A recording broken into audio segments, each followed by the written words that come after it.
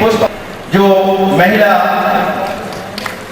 जो है हमारे योग के एक अच्छी प्रशिक्षिका भी हैं और जो हमारे योग के माध्यम से माता शक्ति को अपना अमूल्य समय दे रही है।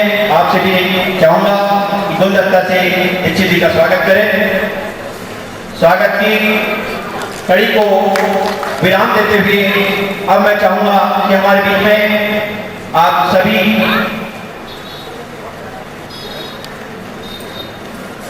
श्रीमती भारती पारधी जी हमारे बीच उपस्थित हैं। आपसे भी मैं चाहूंगा कि गुलदस्ता से दीक्षित जी का स्वागत करें। श्रीमती भारती जी।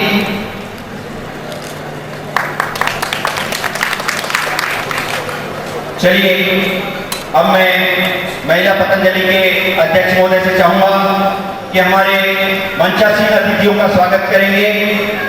मंडल प्रभारी हमारे बीच में उपस्थित हैं श्री भीमराव आवटे जी के स्वागत के लिए मैं चाहूंगा श्री के.एल. सोनवाने जी पतंजलि योग समिति के अध्यक्ष पुष्पहार से स्वागत करेंगे माननीय भीमराव जी आवटे जो हमारे बीच उपस्थित हैं। हमारे पतंजलि के महामंत्री भाई रमेश रंगानी जी से मैं अनुरोध करूंगा कि माननीय प्रोफेसर त्रिलोचन सिंह जी अजवानी हमारे बीच प्रांतीय संयोजक शिक्षक संगठन से उपस्थित हैं। आपका स्वागत करने के लिए रमेश रंगानी जी से मैं चाहूंगा कि पुष्पहार से स्वागत करेंगे। स्वागत की इसी मेला में हमारे बीच में गुप्ता जी जो कमिश्नर ऑफिसर से मुक्त होकर के हमारे पतंजलि भारत स्वाभिमान से जुड़े हैं। आप बालाघाट जिले के प्रथम नागरिक के रूप में विराजमान मंचासीन हैं। रमेश रंगानी जी का पुष्पहार से स्वागत करेंगे श्री गुप्ता जी। अधिवक्ता संघ से हमारे बीच में उपस्थित हैं भाई संदीप नेमा जी। मैं आपसे भी चाहूंगा कि आप हमारे बीच स्वतंत्रता संग्राम सेनानी माननीय हीरालाल जी कामरेकर जी उपस्थित हैं। पुष्पहार से आप स्वागत करेंगे। इसी कड़ी में मैं स्वागत को देने के लिए आतुर है। ये सभी से जिनका इंतजार है वह इंतजार की घड़ी अब हमारी समाप्त होने जा रही है और पतंजलि योग समिति बालाघाट के भारत माता की जय। वंदे वंदे। तो चलिए के.एल. सोनवाने जी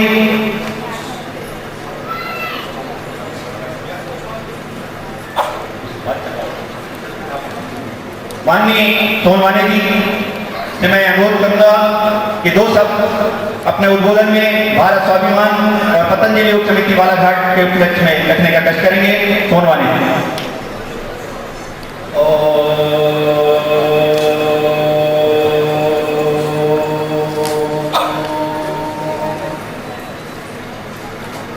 आज के मुख्य अतिथि हमारे भारत स्वाभिमान के प्रणेता श्री राजीव दीक्षित जी और अंतर्राष्ट्रीय हमारे नगर पालिका अध्यक्ष श्री रंगानी जी और मंडल प्रभारी श्री आवटे जी और हमारे प्रांतीय शिक्षक संगठन के प्रोफेसर त्रिलोचन सिंह अजवानी जी, हमारे स्वतंत्रता संग्राम सेनानी संगठन के संयोजक जिला संयोजक श्री हीरालाल जी और हमारे बीच में जिला पतंजलि प्रभारी श्रीमती माया मिश्रा और श्री भारत स्वाभिमान के मुख्य संयोजक श्री अशोक सिंह और पत्रकार बंधुगण सभी अतिथिगण और सभी माता बहनें और सभी यहाँ तक पहुँचे हमारे भाई भी। आज हमें सुनना है श्री राजीव दीक्षित को, इसलिए मैं ज़्यादा न बोलते हुए बहुत ही संक्षेप में कहना चाहूँगा कि आज जो भारत स्वाभिमान है वो सामाजिक और आध्यात्मिक व्यवस्था के लिए है और इसी का नाम है भारत स्वाभिमान।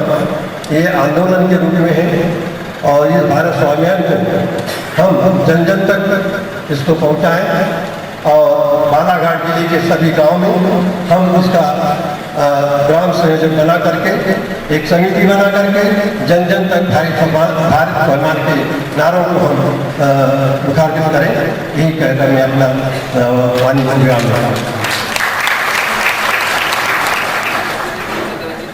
इस उद्बोधन की कड़ी में मैं अपने संक्षिप्त विचार रखने के लिए हमारे मंडल प्रभारी हमारे बीच उपस्थित है माननीय भीमराव आवटे जी, आपसे अनुरोध करूंगा कि अपने उद्बोधन में भारत स्वाभिमान मंच के विचार रखने जा रहे हैं। भीमराव आवटे जी, मंडल प्रभारी बैतूल से।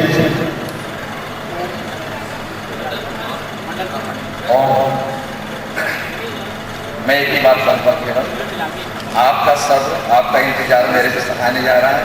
हमारे बीच में आदरणीय सम्मानित भाई जी उपस्थित है, मैं सीधे उन्हें आमंत्रित करना हूँ।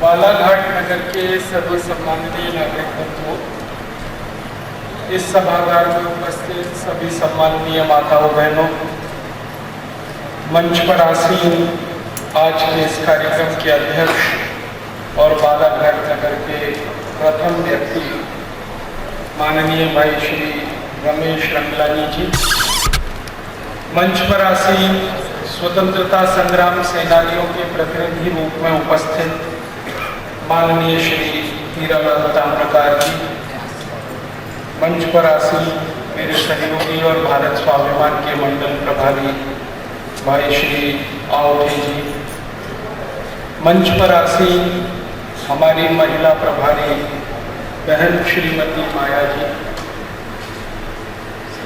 इस सभागार में भारत स्वाभिमान और पतंजलि योग समिति के सभी सम्माननीय पदाधिकारी और प्रभारी, मैं आप सबका बहुत आभारी हूँ कि आप यहाँ उपस्थित हैं। मुझे आपसे संवाद करने का समय मिल रहा है। सभी आयोजकों का और इस कार्यक्रम के सहयोगियों का बहुत आभार व्यक्त करता हूँ, जिन्होंने इतनी सुंदर व्यवस्था की है और मुझे आपके सामने प्रस्तुत होने का मौका दिया है।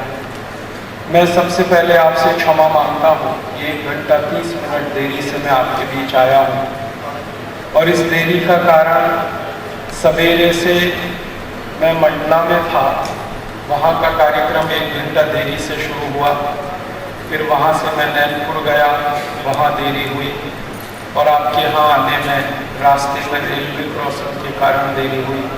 इन सब कारणों से मैं 1.5 घंटे देरी से पहुँचा, फिर भी आप यहाँ उपस्थित रहे, इसके लिए मैं आपको प्रणाम करता हूँ और आपसे हृदय से क्षमा चाहता हूँ कि मेरे कारण आपको कष्ट हुआ हो तो माफ़ करें। भारत स्वाभिमान का अभियान सारे देश में पिछले 1 साल से कुछ ज़्यादा समय से चल रहा है। परम पूजनीय स्वामी रामदेव जी ने यह अभियान 5 जनवरी 2009 को शुरू किया। इस अभियान की शुरुआत हुई हरिद्वार नाम के नगर में, लेकिन अब बड़ी खुशी है, गौरव है ये कहते हुए कि ये अभियान अब भारत के 680 जिलों तक पहुंच गया।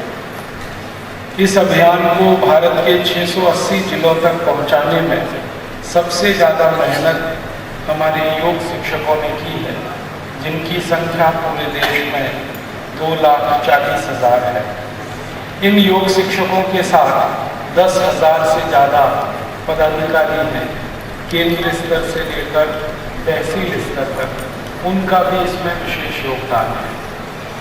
भारत देश में बहुत कम ऐसे संगठन हैं जिनका काम 1 साल और 4 महीने में सभी जिलों में पहुंच पाए। ऐसे बहुत कम संगठन हैं, लेकिन हमारे संगठन में जिन पदाधिकारियों ने रात दिन भाग लिया है, उन्होंने बड़ी मेहनत की और उनके साथ योग शिक्षकों ने बहुत अपना तन मन धन लगाया है।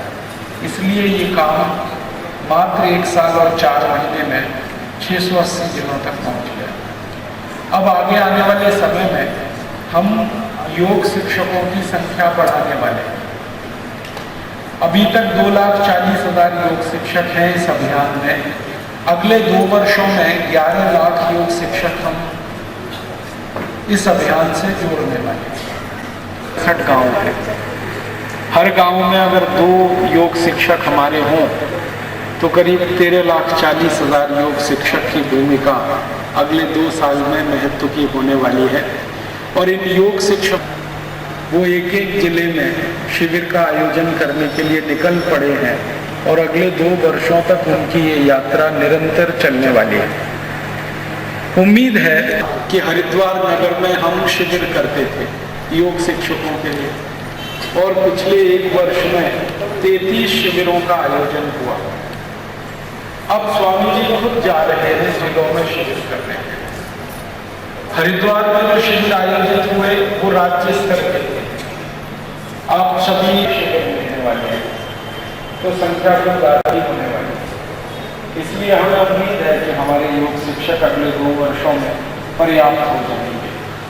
और इसके अलावा भारत स्वाभिमान के साथ 5 करोड़ लोगों को हम मेंबर बनाना चाहते हैं, जोड़ने के लिए, साधारण सदस्य जिनको हम कहते हैं। और 5 करोड़ लोग अगर हमारे अभियान के मेंबर, आखिर आपके मन में ये प्रश्न आएगा कि इतना बड़ा संगठन हम क्यों बना रहे हैं? 5 करोड़ लोग मेंबर, 13 लाख से ज्यादा योग शिक्षक, 10,000 से ज्यादा। अगर हम तुलना करें अपने संगठन की तो एक संगठन भारत में बना था लगभग 150 साल पहले, आजादी की लड़ाई लड़ने के लिए। उसमें इतने सारे लोग थे, आपको मालूम है 1870, और पदाधिकारी उसमें थे 7,32,780। जैसे 1857 में जो संगठन बना था उसके अध्यक्ष थे नाना साहब पेशवा, उसके उपाध्यक्ष वो 4.5। इतना बड़ा संगठन पहली बार भारत में बना था। और उस संगठन का उद्देश्य क्या था? उस संगठन का एकमात्र उद्देश्य था अंग्रेजों को भारत से भगाना। इस उद्देश्य में थोड़ी सी उनको सफलता मिली थी। 1857 में 10 मई से लड़ाई शुरू हुई थी अंग्रेजों के खिलाफ, और 19 सितंबर 1857 तक सारा देश अंग्रेजों की गुलामी से आजाद हो गया। अब कानपुर, लखनऊ, शाहजहांपुर, बरेली, रायबरेली, पीलीभीत और आपके नजदीक का एक जिला मंडला, आपके नजदीक का एक जिला शिवपुरी, आपके नजदीक का ये जिला बालाघाट, ऐसे भारत के 350 जिले अंग्रेजों की गुलामी से आजाद हो गए थे। 1857 19 सितंबर तक भारत के क्रांतिवीरों ने 51,316 अंग्रेजों को मार डाला। जो भारतवासी चींटी को भी नहीं मारना पसंद करते, उन्होंने 51,316 अंग्रेजों का सर काट दिया। इतना गुस्सा भारत के क्रांतिकारियों में इतना गुस्सा पैदा। भारत अहिंसा प्रधान देश है, भारत अहिंसा को मानने वाला देश है, भारत प्रेम दया करुणा वाला देश है। जो देश प्रेम दया करुणा दिखाता है वो गुस्सा भी दिखा सकता है। ये अंग्रेजों को अंदाजा नहीं था। अंग्रेज तो हमेशा ये सोचते थे कि भारत को कमजोर लोगों का देश है। 51,316 अंग्रेजों को मारा। आप पूछोगे कैसे मारा था? हमारे देश में फसल काटने का हसिया होता है, क्या कहते हैं? हसिया कहते हैं। उस हसिये से अंग्रेजों की गर्दनें काटी तो उन्होंने हसिये से ही लड़ाई लड़ी। हसिये को ये जो बांस होता है ना, इसमें बांध कर रस्सी से और उसको आरी की तरह से इस्तेमाल किया। 1857 के जो दस्तावेज हमारे देश में उपलब्ध हैं, उनको पिछले कई वर्षों से मैं पढ़ता रहा हूँ। मुझे बहुत हैरानी होती है ये जानते समय हमारे देश में कुल अंग्रेज मारे गए थे, एक भी बचा नहीं।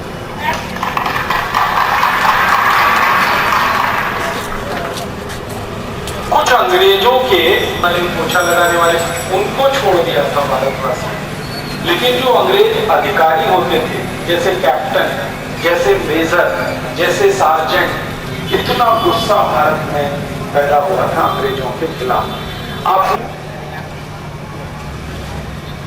हमें व्यापार से आपत्ति नहीं, हमने सोचा कि ये व्यापार करेंगे तो व्यापार का दे दिया, व्यापार करो। अंग्रेजों के लिए व्यापार का मतलब कुछ और था, हमने व्यापार का मतलब कुछ और लगाया। अंग्रेजी में एक शब्द होता है, उसका नाम है ट्रेड, TRADE। ये बहुत और लेकिन वो एक से ज्यादा अर्थ एक जैसे ही होते हैं। जैसे सूर्य के एक से ज्यादा अर्थ है, दिनकर, दिवाकर, रवि, भास्कर, मार्कंड, ऐसा नहीं होता। अंग्रेजी भाषा में ये सबसे बड़ी खराबी है कि एक दूसरे के विपरीत अर्थ एक ही शब्द के साथ हो सकते हैं। ट्रेड एक शब्द है जिसका एक अर्थ है व्यापार, खरीदना और बेचना, और ट्रेड ब्रेक है लूटमार। 16वीं शताब्दी की अंग्रेजों की जो डिक्शनरीज है ना, उनको खोल खोल के देखता रहा तो ट्रेड के दो शब्द हैं, एक बिजनेस और दूसरा प्लंडर, PL। अब समझने की कोशिश करो, अंग्रेज कह रहे हैं कि बेचने को हमारे पास कुछ नहीं है और खरीदने के पैसे नहीं। क्यों नहीं है बेचने को? तो जहांगीर का जो प्रतिनिधि था ना, वो थोड़ा होशियार था, इंटेलिजेंट था, वो उसका दीवान था जहांगीर का। दीवान का मतलब होता है प्रधानमंत्री, और बादशाह का मतलब समझ लो राष्ट्रपति। तो उसने कहा कि तुम बेचोगे नहीं, कुछ है नहीं तुम्हारे पास, इसका मतलब इंग्लैंड में लूट लिया इसको। तो अंग्रेजों ने कहा कि लाइसेंस तो आपने ही दिया है ना ये लूटने का। तो जहांगीर का सिर घूम गया, उसने कहा ये क्या मतलब? उन्होंने कहा जी ट्रेड का मतलब ही है लूटमार।